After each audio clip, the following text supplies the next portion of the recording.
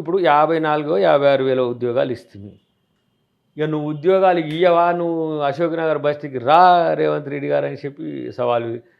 నువ్వు మొత్తం 34,000, 35,000 నింపినరు మీరు 10 సంవత్సరాల్లో. 56,000 ఒకటేసారి ఇస్తే మీరు లేదు. మీరు ఇస్తలేరు ఉద్యోగాలని చెప్తుండ్రు. వాళ్ళు ఇప్పుడు 1,32,000 ఉద్యోగాలు గ్రూప్స్ అబద్ధమేనా? వేస్తిమి. 1,32,000 ఉద్యోగాలు. ఆ 1,32,000 ఉద్యోగాలు మనోడు అన్నీ కలిపి చెప్పిండు. ఆడ ఏది ఇయి ఉన్నాయి కదా కంపెనీలు. అమెజాను, అవి ఆజాను, ప్రైవేట్ ఈజాను జాబ్ 18,00,000 చెప్తున్నారు. అయ్యే చెప్తున్నారు వాళ్ళు. కానీ ఇప్పుడు నేనంటున్నా బడ్జెటరీ పోస్టులు లెక్క పెట్టుకోరు మీరు.